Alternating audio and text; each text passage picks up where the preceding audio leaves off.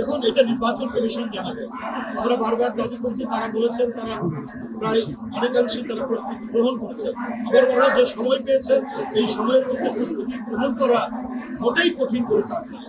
আমি আশা করি নির্বাচন কমিশন সেই প্রস্তুতি সম্পন্ন করেছেন এবং জনগণ তো প্রস্তুত, জনগণ তো ভোট দিতে প্রস্তুত।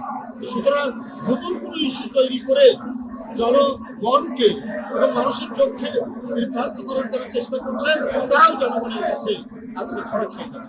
তারাও জনগণ দেখতে পাচ্ছে, যারা যে মানুষরা 16 বছর ভোট দিতে পারে, শেখ হাসিনা ভোটকে তালা দিয়ে বন্ধ করে রেখেছিলেন, নির্বাচনের নামে প্রহসন করেছেন, গরু বাছুরকে ভোট কেন্দ্রে ঘোরাফেরার সুযোগ দিয়েছেন, ভোটারদেরকে ভোট দেওয়ার সুযোগ দেন।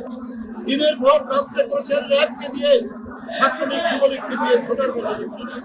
সুতরাং এই যে দীর্ঘ 16 বছর প্রকৃত ভোটার সেই এবারে নির্বাচন কমিশন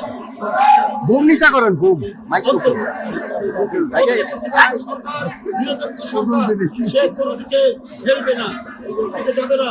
তাই আবারও বলি, আজকে প্রশাসনের বিভিন্ন জায়গায় একটি বিশেষ রাজনৈতিক দল, যেটা বলেছি, একটি ইসলামপন্থী রাজনৈতিক দলের লোকজনদেরকে খুব কৌশলে নানাভাবে তাদেরকে বসানো হচ্ছে, বসানো হয়েছে।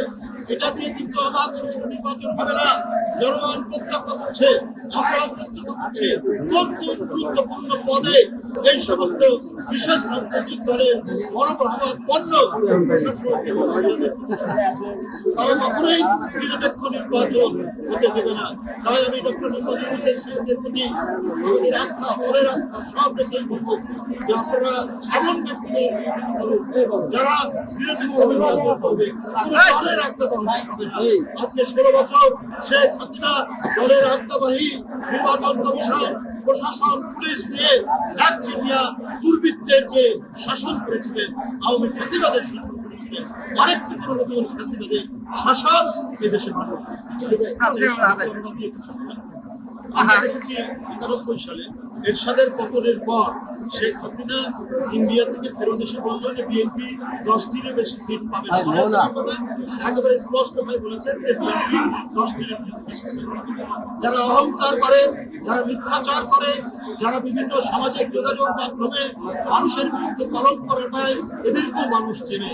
বন্ধুরা আমার, জনগণের ইচ্ছায় যারা 16 বছর আপোষহীন লড়াই করেছে, তাই ভ্রান্ত স্ট্যাটিস্টিক্স দিয়ে, ভ্রান্ত তথ্য দিয়ে জনগণকে বিভ্রান্ত করতে পারবেন না।